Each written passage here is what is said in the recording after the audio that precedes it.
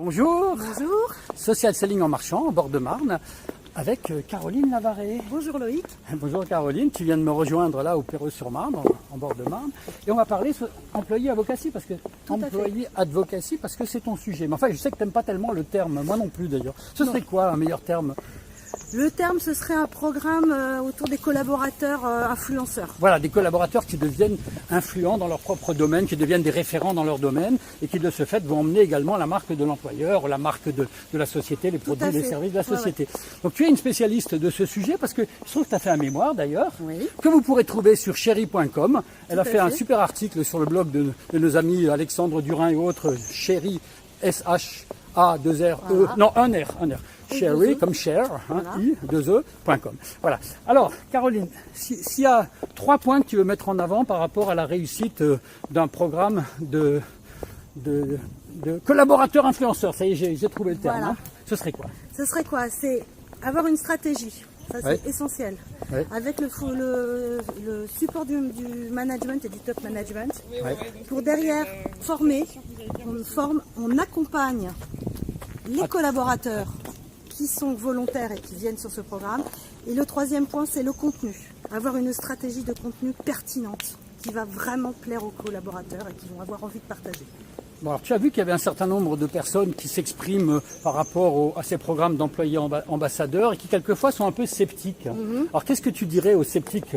C'est que moi-même je suis vendeur dans l'âme et de temps en temps je rue un peu dans les brancards par rapport à certains de ces programmes qui sont mal mis en œuvre. Alors ce serait quoi toi, ce que tu me dirais ? Moi je leur dis que ce sont des programmes qui sont des programmes au long cours, donc avec un retour sur investissement, si on peut dire des gros mots, à long terme et pas à court terme, donc ne pas penser court terme. Et ensuite, ça permet de développer de manière différente la manière dont l'entreprise peut faire son business. Voilà, c'est que ce n'est pas un outil de vente directe.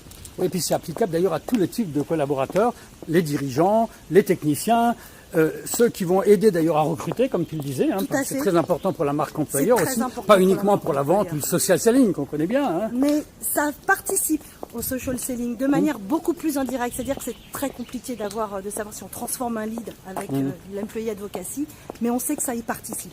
D'accord. Bon, écoutez, de toute façon, je vous suggère de retrouver Caroline avec d'autres spécialistes de l'employé advocacy au Social Selling Forum de Paris. Tout à fait. Le 5 et le 6 juillet, dans lequel tu vas animer des ateliers. Tu présenteras d'ailleurs également ton mémoire à un moment donné dans un de ces ateliers. Voilà.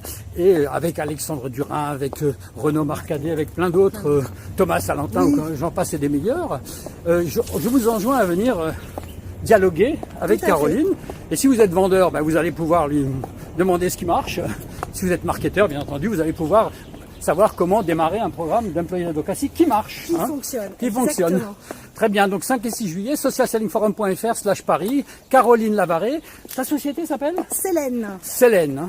Et tu as travaillé d'ailleurs comme directrice de la com chez EMC. Entre autres. Voilà, donc tu connais bien et tu avais déployé ce genre de programme. Exactement. Donc une certaine connaissance et un super mémoire donc à retrouver, comme je vous l'ai dit, sur le blog de Chéri.